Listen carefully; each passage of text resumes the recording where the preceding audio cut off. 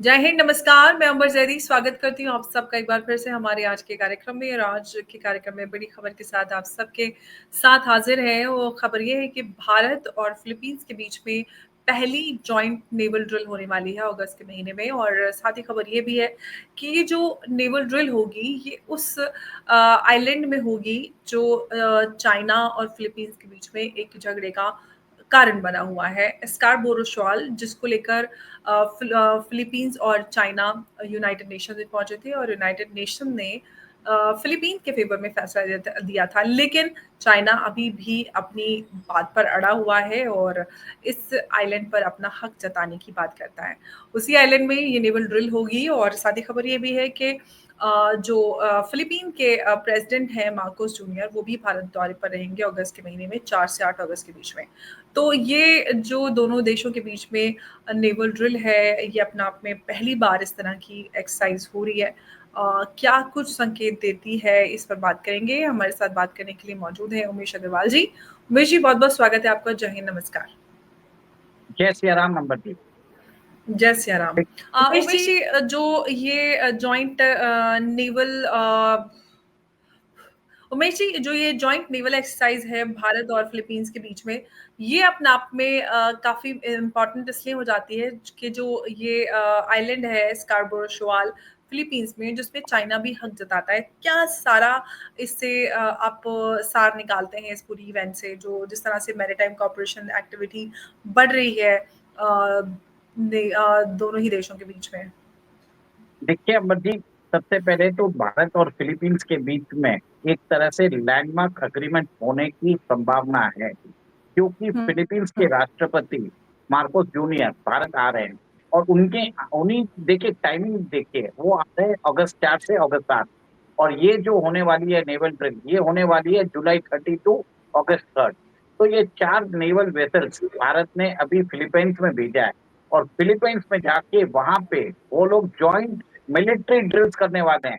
सोचिए, भारत एक तरह से फिलीपींस को आश्वासन दे रहा है कि हम आपके साथ हैं। हम चाइना की जो हिजीमनी है, चाइना की दादागिरी है, हम साउथ चाइना सी में होने नहीं देंगे। हम आपके साथ खड़े हैं। चाइना क्या करता है आपको बता देता हूँ। ये जो आप बता रहे हैं, ये जो स्टॉल है, ये एक तरह से फिलीपींस के एरिया में आता है। और आपने बहुत बार डिस्कस किया है स्कारबोरो कि शोआल ये कार्बन शॉल जो है, वो जो फिलीपींस के coastal economic exclusive economic zone में आता है। और इसके लिए पर चाइना ने कैसे इसके ऊपर क्लेम कर रहा है? चाइना ने आर्टिफिशियल आइलैंड बनाए हैं साउथ चाइना सी में। 3000 एकड़ के उसने एक तरह से आर्टिफिशियल आइलैंड बनाए ड्रेजिंग के थ्रू। और उसके बाद वो बोलता है कि ये आइलैंड हमारा है। इसके ऊपर चाइना और फिलीपींस के बीच में बहुत सारे झगड़े की जड़ भी यही है। और फिलीपाइंस की इसी एरिया पे नहीं, वो स्पार्टली आइलैंड पे भी वो क्लेम करता है, जिसको बहुत सारे कंट्रीज क्लेम कर रहे हैं। और जो ये स्कारबरो शॉल है, ये एक तरह से रिच इन मैरीटाइम बायोडाइवर्सिटी है। यहाँ पे बहुत सारे फिश मिलते हैं। और चाइना में fish is one of the most important ingredient. मतलब आप समझ जाइए, वहां पे फिश बहुत लोग खाते हैं। इसके लिए चाइना की फूड सिक्योरिटी के लिए ये जरूरी है। बट इसके कारण बायोडाइवर्सिटी डैमेज हो रहा है स्कारबरो शॉल का। इनफैक्ट चाइना अपनी फिशिंग मिलिशिया जो है वो डिप्लॉय करके रखता है। और ये लोग हमेशा फिलीपींस जो कोस्ट गार्ड है, उनके साथ हमेशा प्रॉब्लम चलती रहती है। इतना ही नहीं, चाइना ने अपनी जो मॉन्स्टर शिप है वो भी अभी भेजी है फिलीपींस को डराने के लिए। आपको ध्यान होगा, भारत ने ब्रह्मोस मिसाइल की 3 बैटरी दी थी, $375 मिलियन की 3 बैटरी दी थी। 2 बैटरी उन्होंने डिलीवर कर दी है। 3rd बैटरी इस साल के एंड तक उन्होंने डिलीवर कर देंगे। बताया जाता है जब से ब्रह्मोस मिसाइल फिलीपाइंस ने डिप्लॉय की है, चाइना की जो इंकर्शन एक्टिविटी है कि वो दूसरी की एरिया में जाके फिशिंग करता है, फिशिंग मिलिशिया भेजता है, वो सब एक्टिविटीज कम हो चुकी है। भारत पहले सिर्फ उनको आर्म्स भेजता था, अब अपने शिप्स भेज रहा है। शिप्स भेजने का मतलब क्या है कि वो बताना चाहता है कि फिलीपाइंस को कि हम आपके साथ नेवल कोऑपरेशन करने को तैयार है। जो काम पाकिस्तान अ, के साथ चाइना कर रहा है, सिमिलर थिंग्स इंडिया फिलीपाइंस के साथ कर रहा है। अब बताया जाता है कि भारत के जो आकाश मिसाइल डिफेंस सिस्टम है, उसको भी लेने के लिए तैयार है फिलीपाइंस।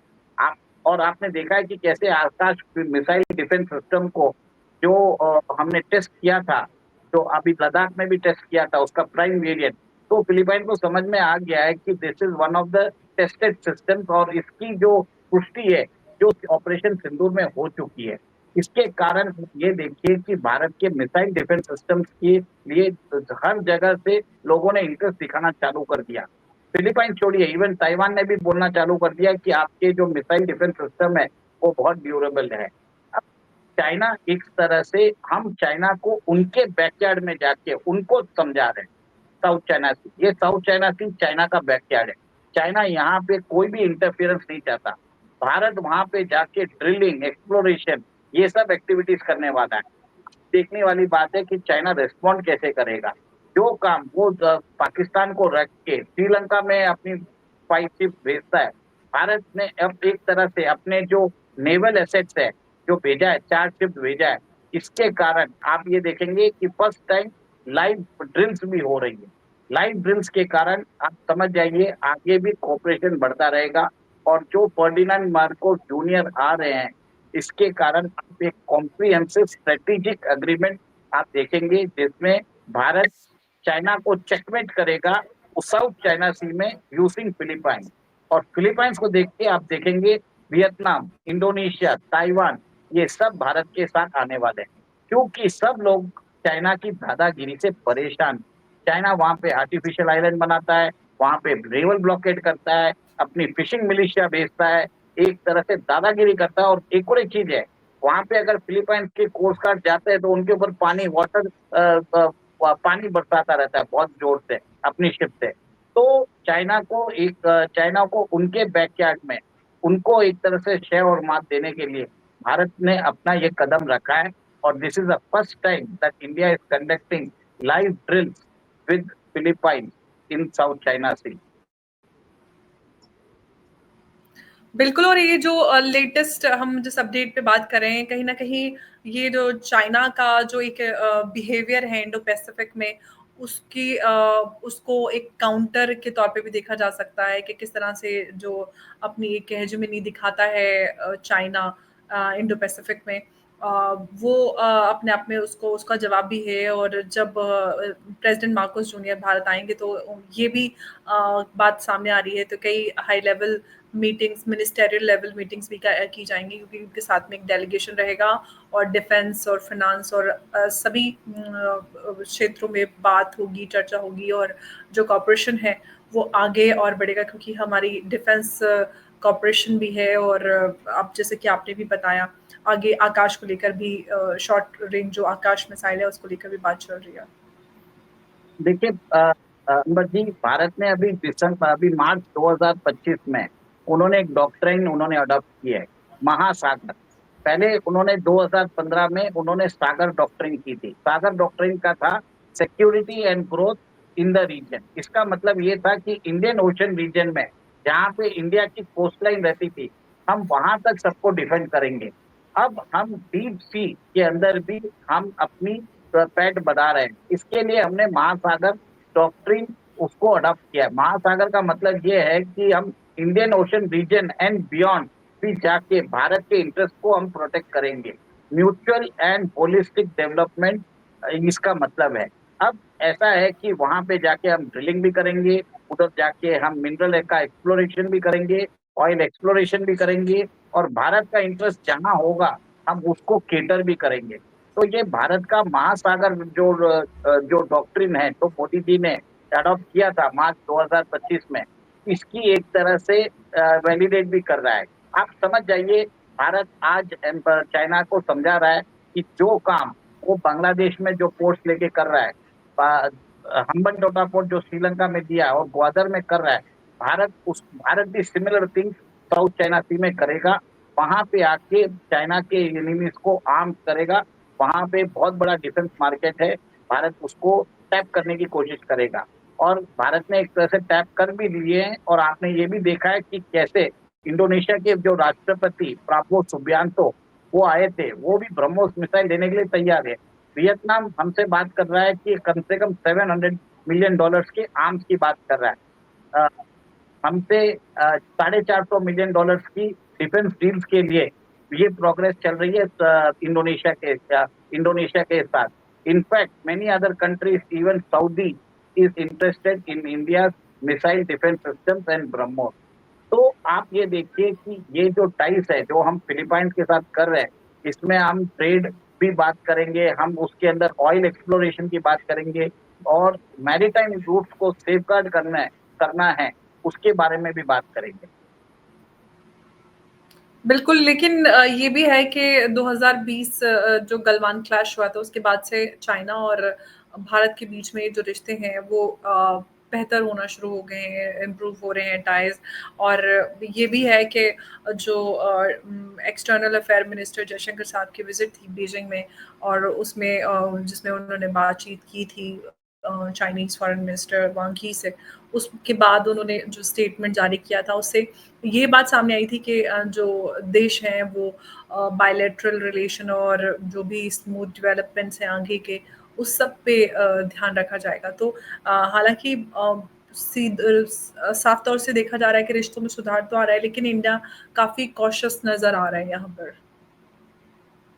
देखिए अमर जी, मेरा मानना ये है कि चाइना के साथ दोस्ती नहीं हो सकती, ठीक है? ये सिर्फ डिक्लेरेशन होते हैं जिसका कोई मायना नहीं होता है। जैसे रशिया ने बोल दिया हुँ, रशिया इंडिया चाइना डिक्लेरेशन होगा, तो एक नया हुँ, मल्टी वर्ल्ड ऑर्डर बनेगा जो अमेरिकन हेजीमनी को चैलेंज करेगा। क्या अमेरिकन हेजीमनी को रिप्लेस करने के लिए हम चाइनीज हेजीमनी एक्सेप्ट कर सकते हैं? मुझे नहीं लगता, क्योंकि अमेरिकन हेजेमनी, अगर अमेरिका चोर है तो चाइना डाकू है, डकैत है, आप समझ जाइए। तो वो उससे जी। भी ज्यादा खराब है। तो आप समझ जाइए ये सब जो स्टेटमेंट्स होते हैं ना, उसका कोई मतलब नहीं रहता है, ठीक है? हुँ, this is as good as threat. Bharat ने अभी आपको मालूम है 13,500 फीट पे अपना फॉरवर्ड बेस न्योमा एयरबेस उन्होंने तैयार कर दिया है। सिर्फ 23 किलोमीटर दूर है वो बॉर्डर से। और अभी भी न्यूज आई है कि दौलत बेग ओल्डी जो पास है उसको भी डेवलप कर लेंगे बाय अक्टूबर, जिससे जो बताया जाता है कि फॉरवर्ड पोस्ट पे पहले जो ट्रूप को जाने के लिए 2 दिन लगते थे वो 12 घंटे लगेंगे। तो भारत सरकार को मालूम है कि चाइना पे भरोसा नहीं किया जा सकता, भले ही बात हुँ, कर सके। आज चाइना को भारत की जरूरत है, क्योंकि चाइना वीक होता जा रहा है। इसके लिए वो दोस्ती की बात कर रहा है। जब उसको हुँ, एडवांटेज मिलेगा वो गलवान को रिपीट करेगा, वो सलामी स्लाइसिंग की बात कर रहा है। भारत को भी मालूम है, इसके लिए Bharat all weather terrain road, अपनी जो बॉर्डर इंफ्रास्ट्रक्चर है, अपने जो फॉरवर्ड पोस्ट है, उन सबको बढ़ा रहा है।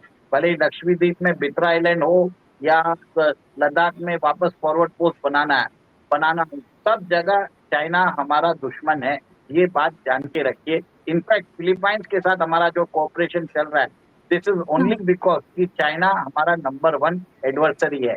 चाइना भारत का दोस्त नहीं बन सकता, ये ध्यान रख लीजिए। हमने उनको बहुत तरीके से, जो आपने देखा होगा कि नेहरू जी के टाइम पे जो पंचशील का चला था, वो सब चीज हमें वापस नहीं करनी है। हमें वापस उस ट्रैप में नहीं फंसना है, क्योंकि चाइना पे भरोसा नहीं किया जा सकता। सिंपल सी बात है। इसने रेयर अर्थ मिनरल्स को उन्होंने बैन कर दिया था। आपको मालूम है फॉक्सकॉन के जो इंजीनियर्स है उनको वापस बुला लिया गया था। फर्टिलाइजर नहीं दे रहे हमको, टनल बोरिंग मशीन नहीं दे रहे हमको। ऊपर से हमारे दुश्मन पाकिस्तान को उन्होंने ऑपरेशन सिंदूर में रियल टाइम नेविगेशन डेटा दिया था, रियल टाइम डिप्लॉयमेंट डेटा दिया था, सैटेलाइट उनसे हेल्प किया था, उनको वेपनरी दिया था। 81% जो पाकिस्तान के पास जो वेपनरी है वो चाइनीज वेपनरी है। इसी के लिए अगर even if we supply arms to Philippines in large number, हमें एक तरह से उसको प्रोत्साहित करना चाहिए। मेरा मानना ये है कि आसियान के जितने भी देश हैं वहां पे इंडिया को अपना एक तरह से पिच करना चाहिए अपने डिफेंस आर्म्स के लिए। इनफैक्ट मेरा ये भी मानना है कि जैसे देखिए ऑस्ट्रेलिया और इंडिया के बीच में अभी डेवलपमेंट हो रहा है कि वो सोनार डिटेक्ट करने वाला जो एक डिवाइस बना रहे हैं, जिससे अंडरग्राउंड सबमरीन को डिटेक्ट कर सकेंगे। वैसे डिफेंस कॉपरेशन सब जगह बढ़ते हैं। स्टार्टिंग में लॉजिस्टिक्स का बढ़ता है, फिर आता है इंफॉर्मेशन शेयरिंग का, फिर आता है आप एक दूसरे को रिफ्यूलिंग का ऑप्शन देते हो, फिर मेंटेनेंस ओवरऑलिंग और रिपेयरिंग की बात होती है, फिर आता है आपके आर्म्स सप्लाईज की, फिर मैरीटाइम एक्सरसाइज की बात होती है। तो और इसके बाद कॉम्प्रिहेंसिव डिफेंस पार्टनरशिप की बात होती है। तो हमारा जो स्टेज है अभी, फिलीपाइंस के साथ we are going to sign strategic defence partnership with Philippines. Bharat सरकार ये काम पक्का करेगा, मेरा ये मानना है। एब्सोल्युटली। और अभी जो फिलीपींस के प्रेसिडेंट मार्कोस जूनियर भारत आएँगे तो उसमें उम्मीद की जा रही है कि काफ़ी कुछ डेवलपमेंट्स हमें इस तरह के देखने के लिए मिलेगा। और जिस तरह से भी ये खबर सामने आ रही है कि इंडिया और फिलीपींस के बीच में फर्स्ट नेवल ड्रिल होने वाली है अगस्त में, और स्कार्बोरो शोल आइलैंड जो कि एक कंट्रोवर्शियल आइलैंड के रूप में माना जाता है, हालाँकि है नहीं, जिसको यूएन ने डिक्लेयर कर दिया है, लेकिन हम सब जानते हैं कि साउथ चाइना सी पर पूरे पर अपना अधिकार चाइना जताता है। उमेश जी, बहुत-बहुत आपका धन्यवाद हमारे साथ आज की चर्चा में जुड़ने के लिए। नमस्कार, जय हिंद, जय भारत। जय सिया राम। जय सिया राम।